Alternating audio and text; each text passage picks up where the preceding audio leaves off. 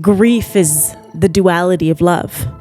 On one side we have love, and on the other side we have grief, which means that the deeper we love, the deeper we'll grieve. And this is why grief is so misunderstood, is because people want to rush through it. They want to go beyond it. They want to move through it to get to the other side without realizing that just like love, we can grieve for the duration of our lives.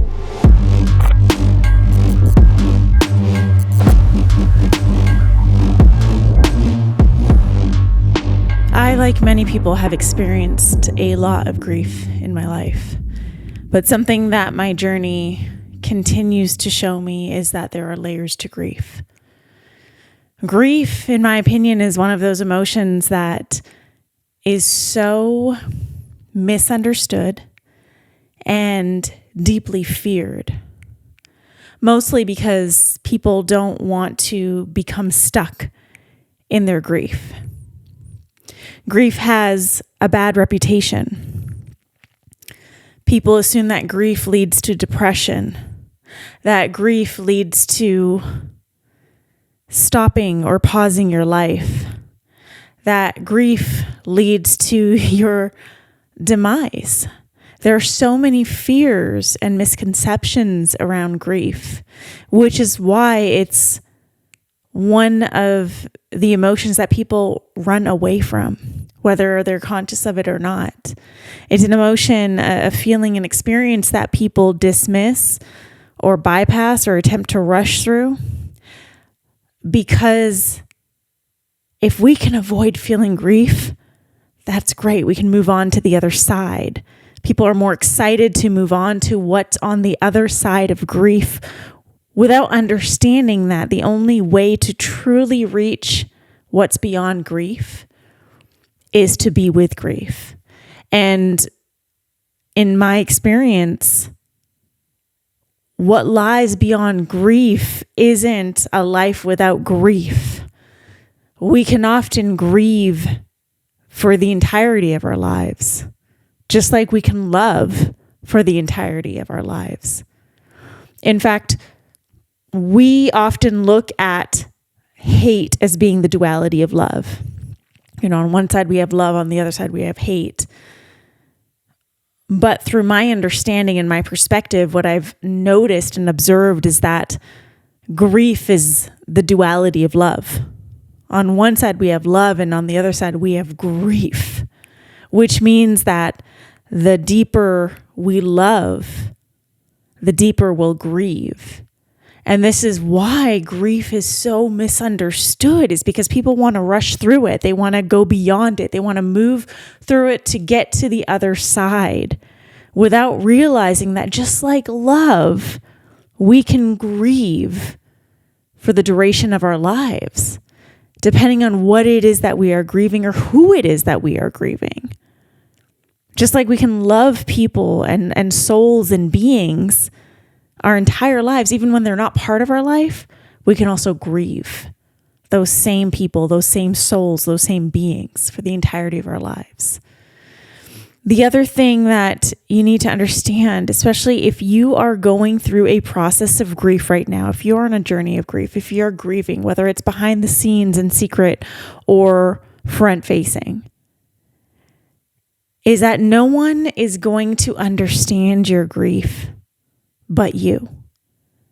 No one. Because they are not living your experience. They're not going through what you are going through. They may be able to have compassion or show empathy, but no one is going to understand your grief but you. And so you may think you want understanding during this period of time, but what you really need is simply to be acknowledged for your grief. You need and crave the acknowledgement, not the understanding. You don't need someone to understand the layers and the complexities of the grief that you're experiencing. You need someone to acknowledge you for feeling what you're feeling and for experiencing what you're experiencing. To have someone come forward and just say, yeah, it sucks. What happened is terrible. And I see you. And I'm here with you. Why is that so hard to find? I ask myself that often, especially during this last year and a half of my life, during a big period of grief, is why is it so hard to find people who can just simply acknowledge us? And there's a lot of reasons for this, and I'm going to cover a few of them here. I mean, let's talk about support first. You know, we want support. In fact, you need support when you're going through grief. Grief isn't meant to be navigated alone, and you want to cocoon yourself when you're grieving. And it's not because you actually want to be alone. It's because of your fear of being misunderstood, your fear of being judged, your fear of being shamed for what it is that you're experiencing. And that fear is pretty legitimate because there are people in your life who are going to judge you, who are going to shame you, who are going to try and rush you through this process of grief, leaving you feeling unseen, unheard, misunderstood. That's what leads you to wanting solitude. And in saying that, you're not actually seeking out solitude, you're isolating yourself. And at times during your grieving process, it's beneficial to be in solitude. In fact, it's necessary. But what's also necessary is support. And so when it comes to support, oftentimes you'll have people coming up to you offering support to support you through your grief, but the way in which they're supporting you doesn't feel right.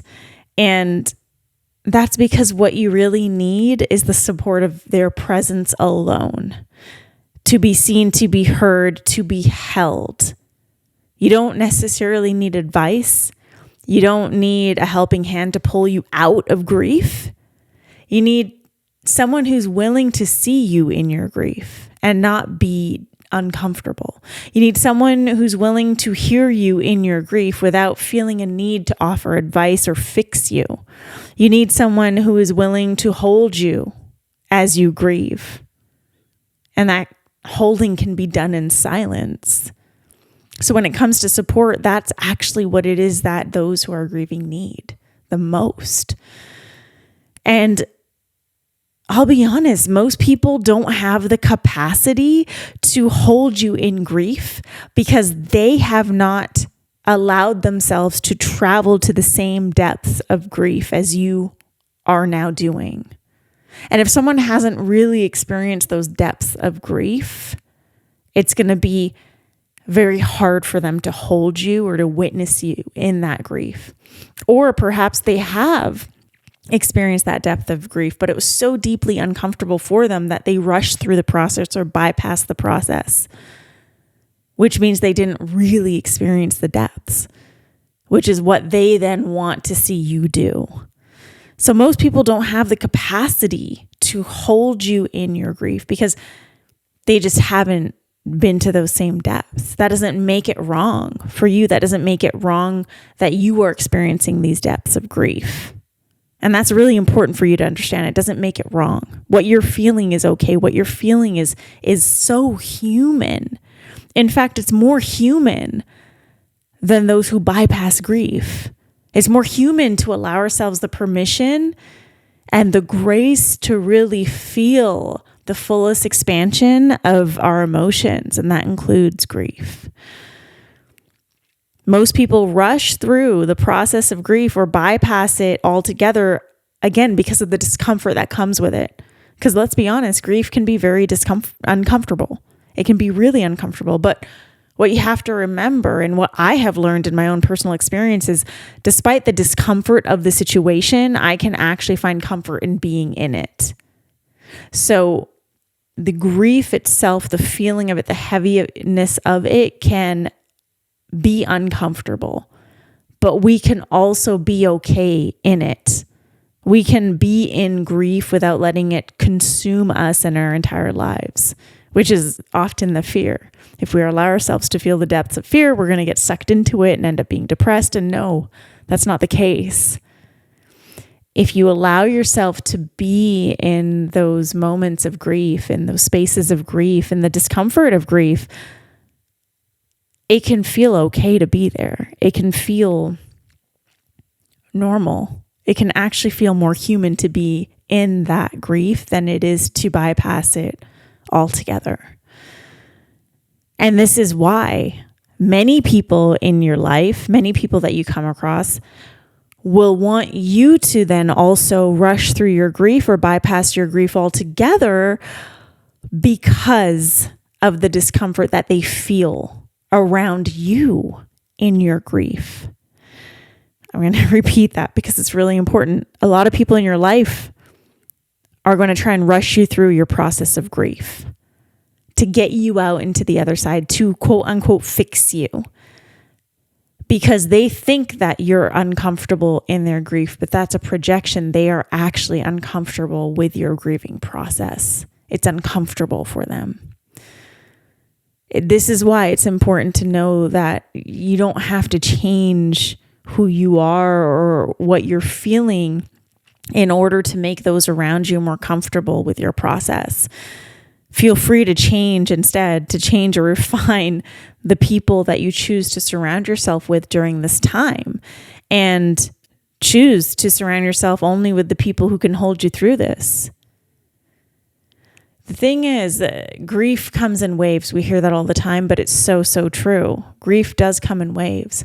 And when you are in a season of grief, when you are grieving, it is possible for you to still show up for others.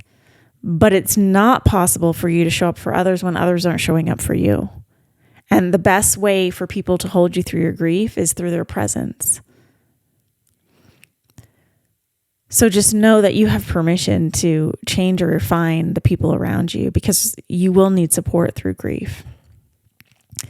Due to society's views on grief and how we've been taught or raised to view grief, it's so easy to shame ourselves when we're in it. It's so easy to shame ourselves when we're feeling it. And it's, quite frankly, really easy to shame others or judge other people. But grief truly isn't anything to be ashamed of. As I mentioned, grief lies on the other side of love.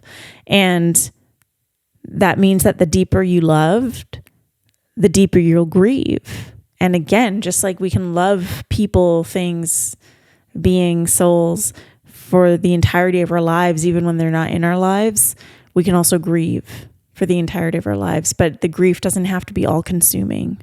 When we allow ourselves to really be with the depths of grief, we're able to process that grief. But that doesn't mean we're not going to experience grief in the future. We're going to have moments. A song will come on that's going to remind you of something, a smell, a taste, an experience, something that someone says. These reminders are reminders of how much you loved, which is then also on the other side of it, a reminder of how much you're grieving. There are souls in our lives that we're going to love forever, which means there are souls in our lives which we will also grieve forever, and that is okay. That is totally okay. Don't let anyone or anything tell you otherwise. It's beautiful. Grief is a beautiful thing, and just because you feel that grief for a prolonged amount of time doesn't mean you're going to get stuck in it. We get stuck in grief when we resist. We get stuck in grief when we try to bypass it and it continues to rear its head. But when we actually allow ourselves to feel grief, when we allow ourselves to navigate through grief, when we allow ourselves those moments to cry and to break down and to be held, we are processing the grief. It's also possible to move forward in life when one is grieving. And of course, in your own time. Often there's a period of grieving where everything is going to be at a standstill, and that's when you're feeling the first shock or the traumatic event or whatever it is that happened, the loss.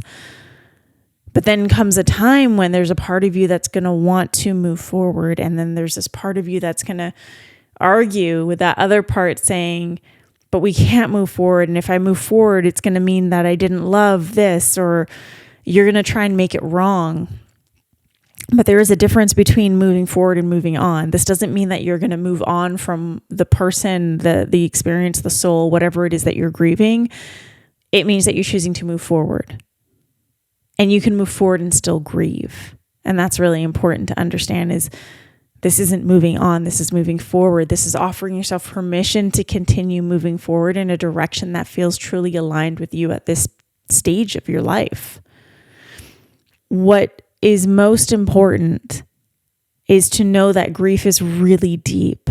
Just like love, there's so many layers to it and complexities. And the greatest gift that you can offer yourself, just like love, the greatest gift that you can offer yourself is to have the spaciousness and the grace to journey to the depths of your grief without pressuring yourself to rush through it, without shaming yourself for being in it, without judging yourself for feeling it, and to be really gentle with yourself on this journey.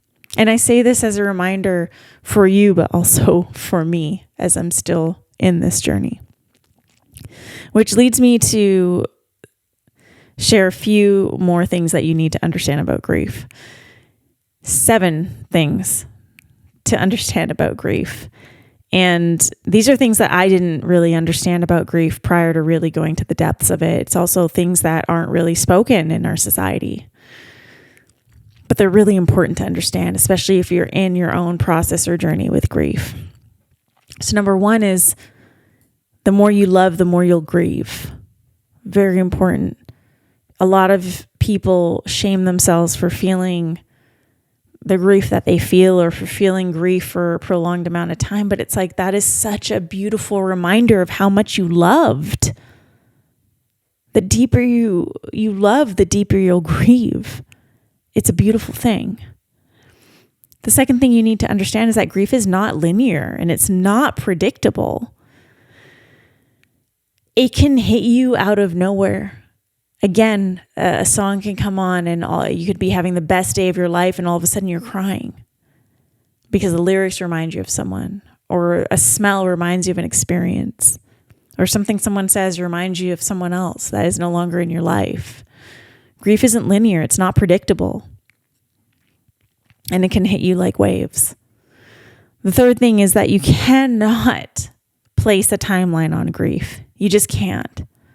As I said, grief is something that we can feel for the entirety of our lives, depending on what it is that we are grieving. And that's okay. Like, it's really time to drop the shame around how we grieve and to allow ourselves the permission to just grieve and know that that is a sign of how much we loved. The fourth thing to understand is that grief doesn't require you to do anything. It really doesn't. What grief wants you to do is to just be present with it. And the deeper your presence is with grief, the deeper your presence becomes with love. I mean, truly, the deeper your relationship with grief, the deeper your relationship with love. This has nothing to do with grief. Grief just wants you to be with it, to be present with it. And again, this doesn't mean that you get sucked into grief and you're going to get sucked into depression and your life is going to be at a standstill. No, this just means that in those moments when you feel grief, to allow yourself to feel that. And if you're in the middle of something, a big meeting, great. Okay, put a lid on it. But then later on in that day, allow yourself to feel. Don't just shove it aside. Give yourself permission and the grace to really be human. The fifth thing to understand is that grief really offers new perspectives to bring more meaning into your life. Grief, when you're experiencing it, it almost feels like the rest of the world disappears. But when you start to look at your life through that lens of what grief has shown you, through that new perspective, you're going to begin to see new ways of bringing meaning into your life. You're going to begin to recognize the ways in which you're living without meaning in your life. Grief truly does offer new perspectives to help you bring more meaning into your life, to cultivate more meaning into your life. So choose to view life through those new perspectives. The sixth thing that you need to understand about grief is that grief has the power to rip your life apart. And that may sound dramatic, but anyone who's grieved understands this. It has the power to rip your life apart. It has the power to rip apart your relationships, to destroy what it is that you were creating and how you were living. But grief also has the power to open you up to new ways of navigating through life. It has the power to open you up to new relationships, to new connections, to new opportunities, to new perspectives, to moving through life with more grace and compassion, to moving through life at a different pace, perhaps slower. So as much as grief can destroy and rip things apart, it can also create and start something new. And the seventh thing you need to understand about grief is that you will need support. As I mentioned before, it's really easy to want to isolate yourself because of that fear of people not understanding, of people not being able to hold you, of not being held. And that fear is rooted in something very real because undoubtedly you've experienced that in your life before, especially when grieving. A lot of people are uncomfortable around people who grieve. A lot of people don't understand. And again, it's not for them to understand, but then they're not even open to just holding and being present. But you will need support. And that's why it's important to find those people who can really just hold you through this journey without trying to change you, without trying to make you something different. People who can really just be present. So those are the 7 things you need to understand about grief. And if you are grieving, or if someone you love is grieving, someone in your life is grieving, I truly pray that this episode sheds some new light and new perspectives on what grief truly is and the beauty that grief has to offer. As much as it can cause chaos in one's life, as much as it can destroy things, break things apart, it also is such a beautiful and potent journey when you allow yourselves to really be in the depths of grief, when you allow yourself to see what grief is showing you. And when you recognize that your grief is truly just a sign of how much you loved. And if it's other people who in your life that are grieving, to really see that in them, that their grief is a beautiful thing. And that the only thing that they need from you is your presence, is to be held, is to know that they're heard and seen and acknowledged through this. That's all that's needed. Grief isn't something that we need to fix. It's something that we get to feel. If you love this episode, you will love the other episodes linked right here.